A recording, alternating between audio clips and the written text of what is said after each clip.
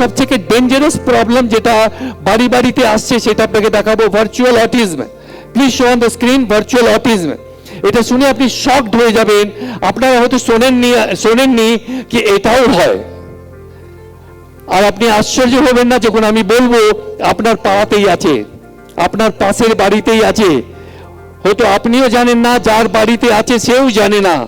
সেই জন্যে এখন অল ওভার ইন্ডিয়াতে আমি শেয়ার করছি, প্রতিটা প্যারেন্টসকে অল ওভার ইন্ডিয়াতে আমি গিয়ে গিয়ে বোঝাচ্ছি কি this virtual autism is your child is also suffering. Please show the autism photograph first. Your child is also suffering this. এটা ট্র্যাডিশনাল অটিজম, কিন্তু নতুন যেটা মোবাইলের থ্রু দিয়ে আসছে সেটাকে বলা হয় ভার্চুয়াল অটিজম। এই ভার্চুয়াল অটিজমের সাইনগুলো কি আছে মন দিয়ে শুনবেন। প্রথম সাইন হচ্ছে কি স্পিচ ডিলে হবে। বাচ্চা 1 বছরের বয়স হয়ে গেল, একটা শব্দ বলতে পারছে না।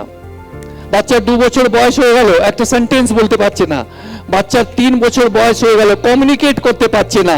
আপনার মনে হচ্ছে স্পিচ থেরাপির প্রবলেম, স্পিচ থেরাপি দিতে হবে কেন কি ওর স্পিচ প্রবলেম আছে। না, বাচ্চা অলরেডি হয়তো ভার্চুয়াল অটিজমের শিকার হয়ে গেল, পেশেন্ট হয়ে গেছে। This is the sign number 1। Sign number 2, তারপর নো সোশ্যাল ইন্টারাকশন। সোশ্যাল ইন্টারাকশনও করতে চাইবে না। আপনি হয়তো কথা বলতে চাইছেন বা কোনো রিলেটিভ এসে কথা বলতে চাইছে, ও তার দিকে চেয়েই দেখবে না। This is the signal number 2। Sign number 3, repetitive behaviour. ও যে বিহেভিয়ারটা করবে সেই বিহেভিয়ারটা বারবার করবে। যেমন ধরুন একটা কথা বলছে, ওই কথাটাকে একবার তো বললো, আপনি বুঝে গেলেন, ও কিন্তু বারবার বলবে।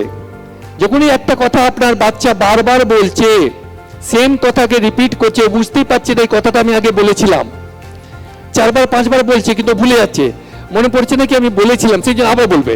এই বারবার বলছে ভার্চুয়াল অটিজম। তারপরে আপনি দেখুন হ্যান্ড নেক মুভমেন্ট। এই নেকটাকে এই এই এই এই মুভমেন্ট এই মুভমেন্ট করবে, different kind of hand neck, very peculiar movement করবে। It means it is also a sign of virtual autism. Play with only one toy. একটা খেলনা নিয়ে, আপনি অনেকগুলো খেলনা দিয়েছেন কিন্তু একটা খেলনা নিয়ে খেলবে। বেশি খেলনা ওর ভ্যারাইটিস পছন্দ হবে না, ওর কনসেন্ট্রেশন প্রবলেম থাকবে, হাইপার অ্যাক্টিভ থাকবে, ও এক জায়গায় বসতে চাইবে না, এখানে বসাবেন সঙ্গে সঙ্গে ওখানে চলে যাবে, খুব হাইপার অ্যাক্টিভ থাকবে, সেন্সরি ইস্যু থাকবে, ও ফিল করতে পারবে না, ডিফারেন্ট জিনিসের মধ্যে ডিফারেন্সিয়েট করতে পারবে না। অ্যান্ড হোল্ডিং পেন ভালো করে ধরতে পারবে না, পেন্সিল ধরতে গিয়ে পড়ে যাবে, পেন্সিল ধরবে পেন্সিল পড়ে যাবে, পেন ধরবে পেন পড়ে যাবে। Does not like to play out, বাইরে গিয়ে খেলতে চাইবে না, কোনো ওর বন্ধু হবে না, কোনো বন্ধুর সাথে খেলতে চাইবে না, যেহেতু ওর কোনো কিন্তু বন্ধু থাকবে না, ও একা থাকতে পছন্দ করবে। And that fine motor skill থাকবে না, গ্রস মোটর স্কিল থাকবে না, পুয়ার স্লিপ সাইকেল থাকবে, ঘুম ঠিক হবে না, no fixed time to sleep, no interest in anything, ওর কোনো জিনিসে ইন্টারেস্ট হবে না। এতগুলো সিমটম আছে ভার্চুয়াল অটিজম। আবার সলিউশন দেখুন, look at the solution now, please show the solution. আপনাকে হার্শ ডিসিশন নিতে হবে, stop screen time from today. এটা ছাড়া কোনো মেডিসিন কিন্তু পৃথিবীতে নেই যে ওটাকে ঠিক করে দিতে পারবে। স্ক্রিন টাইম আজকে বন্ধ করে দিতে হবে, যদি বাচ্চার বয়স 5 থেকে কম, ইমিডিয়েট বন্ধ করতে হবে, তাতে সিন ক্রিয়েট হবে, প্রবলেম হবে, no problem no issue continue. Physical outdoor অ্যাক্টিভিটিতে নিয়ে যেতে, ওকে পার্কে নিয়ে যান, বাইরে নিয়ে যান, বল দিন, আউটডোর অ্যাক্টিভিটি করুন, ওর সেন্সটা ডেভেলপ হতে দিন। ওর মধ্যে সেন্স ডেভেলপ নেই, আপনি বল ছুড়বেন, বল ধরতেই পারবে না, আপনি বলটা ছুড়বেন, ও এখানে ধরবে, বলটা এখানে পড়লো, ও এখানে ধরবে, তো গ্রস মোটর স্কিলও নেই ওর, আন্ডারস্টুড? তাহলে ওকে ইনভলভ করাতে হবে গ্রুপ প্লেয়িং এর মধ্যে, আউটডোর গেমস এর মধ্যে, ক্রিয়েটিভ অ্যাক্টিভিটিজ এর মধ্যে ইনভলভ করান, dance activities and different kinds of activities এর মধ্যে দিন।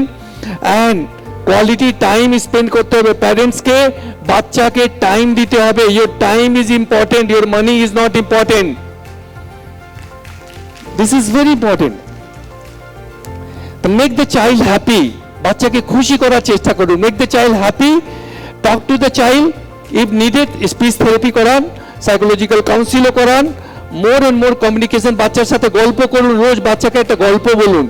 ও যদি অটিজমের শিকার হয়নি তাহলেও কিন্তু গল্প বলবেন, আপনার বাচ্চা ইন্টেলিজেন্ট হবে। আপনার বাচ্চার ইমাজিনেশন পাওয়ার বাড়বে। বাচ্চা কতটা মুখস্থ করে পরীক্ষায় মার্কস পাচ্ছে সেটা ইম্পর্টেন্ট নয়। The question is, do have you given the child power to think? আমি আবার রিপিট করবো, very important. Have you given the child power to think? মুখস্থ করার পাওয়ার না, চিন্তা করার পাওয়ার। আপনি যদি বাচ্চাকে চিন্তা করার পাওয়ার দিতে পারেন, তাহলে কিন্তু বাচ্চা জীবনে সবসময় সাকসেসফুল হবে।